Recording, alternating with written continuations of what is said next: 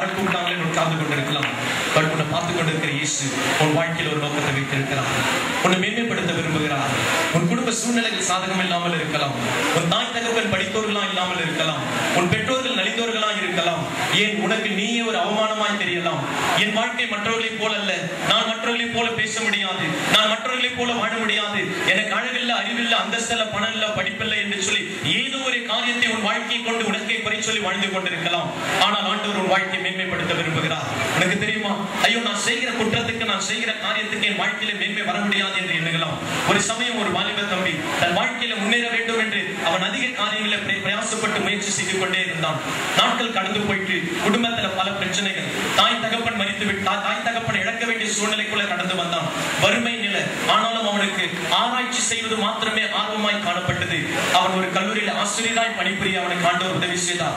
ஆண்டவரை உறுதியாய் பற்றி நம்பி ஜெபிக்க ஆரம்பித்தான். நான் ஒன்றில் அவன் கொலம்பியா யூனிவர்சிட்டிக்கு போயிருந்த பொழுது அந்த யூனிவர்சிட்டியில் இருக்கிற லைப்ரரியில் எடுத்து சில புத்தகங்களை படிக்க ஆரம்பித்தான். பிசிக்ஸ் சம்பந்தப்பட்ட புத்தகங்களை அவன் படிக்க ஆரம்பித்த பொழுது அதுல எழுதப்பட்டிருந்த அந்த லாங்குவேஜ் அவனுக்கு புரிந்து கொள்ள முடியவில்லை. அந்த லாங்குவேஜ் அவன் மிஸ் அண்டர்ஸ்டாண்ட் பண்ணி பிசிக்ஸ்ல இருக்கிற அந்த ரெசனன்ஸ்ல, அந்த ஸ்ட்ரிங்ஸ்ல, அந்த ஸ்ட்ரிங் இன்ஸ்ட்ருமெண்ட்ல ஒவ்வொரு சவுண்ட் வரும் என்று எழுதப்பட்டிருந்த தியரியை அவன் மிஸ் அண்டர்ஸ்டாண்ட் பண்ணி தவறாய் புரிந்து கொண்டு ஸ்ட்ரிங் மூலமாய் வாய்ஸ் சிக்னலை டிரான்ஸ்மிட் பண்ண முடியும் என்பதை அவன் தவறாய் புரிந்து அதிலே ஆராய்ச்சி செய்ய ஆரம்பித்தான். அவன் தவறை ஆண்டவரை நம்பி அவன் வாழ்க்கையை தொடங்கி வாழ்க்கை வாழ ஆரம்பித்த அவன் தவறை ஆண்டவர் ஜெயமாய் மாற்றி கொடுத்தார். இதே ஸ்ட்ரிங் இன்ஸ்ட்ருமெண்ட் மூலமாய் ஒவ்வொரு சவுண்ட் தான் வரும் என்று சொல்லி எழுதப்பட்டிருந்த அந்த ரெசனன்ஸ் குறித்த பிசிக்ஸ் தியரியை அவன் தவறாய் புரிந்து ஜெபித்து செயல்பட்ட தன் ஆராய்ச்சியின் ஆர்வமானது அலெக்சாண்டர் கிரஹாம் பெல் என்கிற ஒரு பெரிய விஞ்ஞானியை உருவாக்கி கம்பிகள் மூலமாய் வாய்ஸ் சிக்னலை டிரான்ஸ்மிட் பண்ண முடியும் என்று கண்டுபிடிக்கப்பட்டது. ஒருவேளை வாழ்க்கை தவறுகளை போல பல தவறுகளின் சூழ்நிலைக்குள்ள நீ சிக்கிக் கொண்டிருக்கலாம். எந்த தவறையும் சரியான பாதையிலே கொண்டு வந்து நிறுத்த இயேசுவால முடியும். You may think that your life, what you are seeing is an end, but God says it's not an end, it's just a bend. Still your journey is more.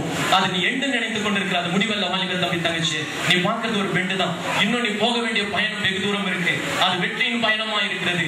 அடுத்த 2011 நீங்க வரும் பொழுது இயேசு உன்னை மேன்மையாய் நிறுத்துவார் என்பது இயேசுவின் நாம மகிமைக்கு நான் சாட்சியாய் உங்களுக்கு சொல்ல முடியும். நீங்க ஜெபித்து போகிற ஒவ்வொரு ஜெபத்தையும் விண்ணப்பத்திற்கும் இந்த ஆர்கனைசேஷனோ, இந்த கூட்டமோ, இந்த சபையோ, ஒரு கிறிஸ்தவனோ உனக்கு பதில் கொடுக்க போறது கிடையாது.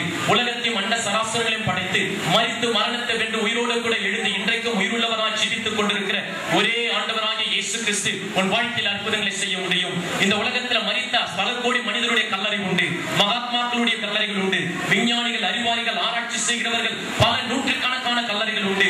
மரித்த அத்தனை பேருடைய கல்லறைகளும் இந்நாள் வரைக்கும் மூடப்பட்டிருக்கிறது. ஆனால் ஒரே ஒருவருடைய கல்லறை மாத்திரம் இன்று வரைக்கும் திறந்து வைக்கப்பட்டிருக்கானால் அந்த கல்லறையின் மேல் எழுதப்பட்ட வாசகமானது அவர் மரித்தார், ஆனால் அவர் கல்லறைக்குள் இல்லை, மரித்து 3ஆம் நாள் உயிரோடு கூட எழுந்து இன்றைக்கும் உயிருள்ள தெய்வமாய் ஜீவித்துக் கொண்டிருக்கிற ஆண்டவர் இயேசு உன் வாழ்க்கையில் அற்புதம் செய்ய வல்லவராய் இருக்கிறார். உனக்கு அந்த அற்புதம் வேண்டுமா? எத்தனை பேருக்கு ஆண்டவர் என்னையும் மேன்மைப்படுத்த வேண்டும், என் குடும்ப சூழ்நிலையையும் உயர்த்த வேண்டும், என்னையும் அடுத்த வருஷம் சாட்சியா நிறுத்த வேண்டும் என்று உங்களுக்காக நாங்கள் பிரார்த்தனை செய்ய இருக்கிறோம். அத்தனை பேர் கை உயர்த்தி காட்ட முடியுமா? ஆண்டவர் என்னை மேன்மைப்படுத்த வேண்டும். அப்படியே நீங்க எழுந்து நில்லுங்க. உங்களுக்காக இந்த நொடி பொழுதிலே நாங்கள் ஜெபிக்க போகிறோம். காலம் கடந்து பிறக்கிற ஒரே நபர் இந்த உலகத்துல ஆண்டவராகிய இயேசு கிறிஸ்து மாத்திரமே. வாலிப தம்பி தங்கச்சியே, வாழ்க்கையில் என்ன சூழ்நிலை இருந்தாலும் சரி, நான் சொல்லிக் கொண்டிருக்கிற இயேசுவால மாற்றி கொடுக்க முடியும். யாரும் பெற்றோர்கள் உன்னை அப்பமா எண்ணினார்களா? உன் வாழ்க்கை உனக்கு பார்க்கிறதுக்கு அசீலமா இருக்கா? என்னால அப்படி வர முடியாதுன்னு நினைக்கிறியா? இல்ல. God is a purpose. God loves you so much. ஆண்டவர் உன்னை அதிகமாக நேசிக்கிறார். உனக்காய் பல திட்டங்களை வைத்திருக்கிறார். அதனாலதான் தெய்வம் தன் சொந்த குமாரனாகிய இயேசுவை சிலுவையில் ஒப்புக் கொடுத்தார். இயேசு 3 ஆணிகளின் காயத்தோடு கூட வானத்திற்கும் பூமிக்கும் உலகத்தின் நடுமத்தியத்தில் சிலுவையில் தொங்கினார். இயேசு மரித்தார். இயேசு ஒவ்வொரு வாலிபனுடைய வாழ்க்கைக்காக, உன் வாழ்க்கை மேன்மைப்படுவதற்காக தன்னுடைய சரீரத்தில் அத்தனை ரத்தத்தை சிந்தினார். எத்தனை நாட்கள் உன் வாழ்க்கையின் பலவீனத்தோடு கூட போராடி கொண்டிருக்க போகிறார். யார் எனக்கு உதவி செய்யும்? தெய்வம் உண்டானா? தெய்வம் மனுக்குலத்துக்கு செய்த கிரியை என்ன என்று கேள்வி கேட்டுக் கொண்டிருக்கிறாயா? தெய்வம் மனுக்குலத்துக்கு செய்த ஒரு காரியம் உண்டு. தன் சொந்த குமாரனை சிலுவையில் ஒப்புக் கொடுத்தார். இந்த இயேசுவை தெய்வம் என்பதும் இந்த இயேசுவை தெய்வ குமாரன் என்பதையும் யார் நம்பி கூப்பிடுகிறார்களோ அவர்களுக்கு இயேசு அற்புதங்களை செய்ய, வாழ்க்கையை மேன்மைப்படுத்த, மரித்த பிறகு இருக்கிற மறுவாழ்வின் நித்திய ஜீவனில் கொண்டு போய் சேர்க்க இயேசு வல்லமுடையவராய் இருக்கிறார். நீங்கள் கண்களை மூடுவீர்களானா? உங்களோடு கூட நாங்கள் ஜெபிக்க இருக்கிறோம். எந்த காரியத்தில் உனக்கு ஜெபம் தேவைப்படுது? எந்த காரியத்தில் இயேசுவுக்கு அற்புதம் செய்யணும்? இங்க வந்து ஒவ்வொரு தம்பி தங்கச்சிகள் எழுதி வச்சு ஜெபம் பண்ணாங்க. உங்க குடும்ப சூழ்நிலைக்கா? கடன் தொலையோடு இருக்கிறீங்களா? ஐயோ, நம்மளே நம்பி இருக்கிற அப்பா அம்மாக்கு அடுத்த வருஷம் நான் என்ன செய்வேன்? அடுத்த வருஷம் என் வாழ்க்கை எப்படி போய் முடியும்? நான் இப்படி மேன்மையா வர முடியுமா? என்னாலே இப்படி நின்று பேச முடியுமா? கேள்வியோடு இருக்கிறியா? உன்னால் முடியாத ஒன்றுமில்லை. இயேசுவோடு கூட இணைவாயானால் இயேசு சொன்னார், என்னோடு கூட நிலைத்திருக்கிறவன், என்னோடு கூட இணைந்திருக்கிறவன் மிகுந்த கனிகளை கொடுப்பான். சந்தோஷ சமாதானத்தோடு நீ நிறைந்து வாழ முடியும். இயேசு இருக்கிற வாழ்க்கையில மாத்திரமே சந்தோஷம் சமாதானம். நீ சந்தோஷமும் சமாதானமாய் நிறைக்கப்படுவாயானால் உன்னை சுற்றில் இருக்கிற அநேகரும் சந்தோஷத்தால் நிரப்பப்படுவார்கள். 17 இயேசுவோடு கூட வந்த வாலிப தம்பி அவன் வாழ்க்கையில இயேசுவை கூப்பிட்டான். இயேசுவை சந்தோஷத்தோடு நிரப்பினான். அந்த சந்தோஷமானது அநேகருடைய வாழ்க்கையில இன்றைக்கு சந்தோஷமாய் அமைந்துவிட்டது. சந்தோஷ சமாதானத்தோடு நிறைந்து வாழ்வோம். எல்லா வாய்ப்பிலிருந்து ஆண்டவரே இயேசுவே, நானும் உம்மை நம்புகிறேன். எந்த காரியத்தில் வாலிப தம்பி நம்பி தகச்சே, நீ ஒரு கிறிஸ்தவனாய் மாற வேண்டாம், நீ மனம் மாற வேண்டாம், நீ குலம் மாற வேண்டாம், நீ எங்க இருக்கிறாயோ அங்கே இருந்து கொள். ஆனால் நான் சொல்லிக் கொண்டிருக்கிற இயேசு மாத்திரமே தெய்வம் என்பதை நீ நம்பி அந்த இயேசுவை கூப்பிடுவாயானால் இயேசுவின் வாழ்க்கையில் ஒரு மாற்றத்தையும் இயேசுவின் வாழ்க்கையில் ஒரு புதிய ஆரம்பத்தையும் இந்த நிமிடம் முதல் கொண்டு ஒரு ஜீவியத்தை ஜெயமாய் நடத்த இயேசு உள்ளவராய் இருக்கிறார். தோல்வியை சந்தித்து சந்தித்து ஏமாந்து போயிருக்கிற வாலிப தம்பி, உனக்காக தான் இந்த கூட்டம். உன்னை அதற்காக தான் இயேசு அழைத்து வந்திருக்கிறார். அதற்காக தான் இயேசு உன்னை அழைத்து வந்திருக்கிறார். இது இந்த நேரம் வீணாக போற நேரம் அல்ல. வாயில திறந்து எல்லாரும் கேள்வி ஆண்டவரே, எந்த காரியத்துல, படிப்பின் காரியமா, வேலை காரியமா, குடும்பத்தின் விஷயமா, எதுல உனக்கு இயேசு செய்யணும்? இயேசு உன்னை உண்டாக்கின தெய்வம், உனக்கு உதவி செய்ய ஆதிக்கம் உள்ள தெய்வம். எல்லா வாயில திறந்து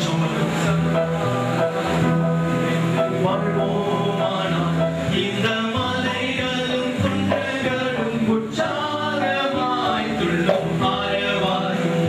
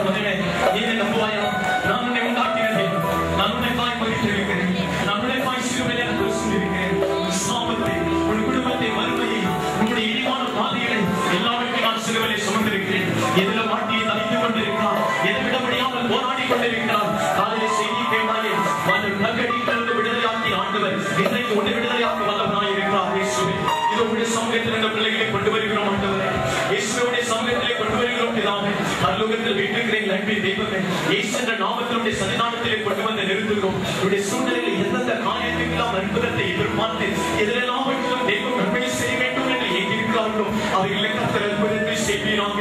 கர்த்தர் அற்புதத்தை செய்வீராக. பிதாவே, சிலுவையில் ஆண்டவராகிய இயேசு இந்த பிள்ளைகளுக்காகவும் சிலுவையை சுமந்து சாபத்தை ஏற்று அவமானத்தை சின்னமாய் கொண்டிருக்கிறார். ஆண்டவரே, தகப்பனே, இயேசு இவர்களுக்காய் செய்ததை நினைத்தருவீராக. அந்த இயேசுவின் நாமத்தை நாங்கள் அறிக்கை செய்திருக்கிறோம். தகப்பனே, நாங்கள் ஆராதித்து அறிக்கை செய்த நீர் அபிஷேகம் பண்ணி அனுப்பின பரிசுத்த பிள்ளையாகிய இயேசுவின் நாம மகிமைக்காய் இங்கே வந்து ஒவ்வொரு வாலிப தம்பி தங்கச்சியுடைய வாழ்க்கையில கர்த்தருடைய கரம் கிரியை செய்தல்லபடி செபிக்கிறோம். ஆண்டவரே, கர்த்தர் அன்றைக்கு எலியாவுடைய இருதயத்தை திறந்தது போல இன்றைக்கும் கர்த்தருடைய கிரியையானது இதோ இருதயங்களை திறக்கிற கிரியானது இந்த கூடுகையில் இருக்கிற ஒவ்வொரு வாலிப தம்பி தங்கச்சிகளுக்குள்ளே உண்டாய் கொண்டிருக்கிறபடினாலே நன்றி. ஆண்டவரே, இவருடைய எல்லா தோல்வியின் எண்ணங்கள் ஆண்டவரே உறவினாலே தோல்விகளை சந்தித்து இனி வாழ முடியாது ஏத்தை ஏமாற்றம் என்று கேள்விக்குறியோடு இருக்கிற அத்தனை மன நிலைமைகளையும் சத்துருக்களின் போராட்டத்தின் ஆவிகளை நசரேயனாகிய இயேசுவின் நாமத்தினாலே வெளியிடும்படியாய் நான் கட்டளையிடுகிறேன். ஆண்டவரே, சகல விசுவாசின் கிரியைகளுக்கு இவர்கள் விடுதலையாக்கப்படுவார்களாக. இயேசுவின் ரத்தத்தை பிள்ளைகள் மீது தெளிக்கிறோம். ஆண்டவரே, அப்பா, நாங்கள் அபிப்பிரோஜனம் உள்ள ஊழியர்கள் கடமையை செய்திருக்கிறோம். ஆண்டவரே, நீ வார்த்தையை சொல்ல எங்களுக்கு சொல்லியிருக்கிறேன், அதை தான் நாங்கள் செய்திருக்கிறோம். ரட்சிப்பின் கர்த்தருடைய ஆண்டவரே, இதில் யாரெல்லாம் நீ ரட்சிக்க சித்தமா இருக்கிறோம் எல்லாரும் ரட்சிக்கப்படுவது எப்படி சித்தம் அல்லவா? இயேசுவின் வல்லமையுடைய நாமத்தினாலே மரணத்தில் தூக்கப்பட்ட பிறகு எல்லாரையும் தன் பக்கம் இழுத்துக் கொள்கிறேன். இயேசுவின் நாமத்திலே இப்பொழுது உடைய விசுவாசம் பத்திக்கப்படுவதாக சிலுவை பக்கம் திருமாறுகளாக தகப்படும் அன்றைக்கு விலகிட்டோம். ஆண்டவரே, பெற்றோர்களுக்காக ஜெபிக்கிறோம். பிள்ளைகளுக்காக ஜெபிக்கிறோம். பெற்றோர்களுக்கு அற்புதம் செய்யும். படிக்கிற பிள்ளைகளுக்காக ஜெபிக்கிறோம். படிப்புல ஞானத்தை கண்டறியணுமா? எந்தெந்த சப்ஜெக்ட்லாம் என்னால முடியல என்று சொல்லி நாம் பாஸ் பண்ண முடியாது என்ற கலக்கத்தோடு இருக்கிற பிள்ளைகளுக்கு இன்றைக்கு ஒரு நம்பிக்கை உண்டாகட்டும்.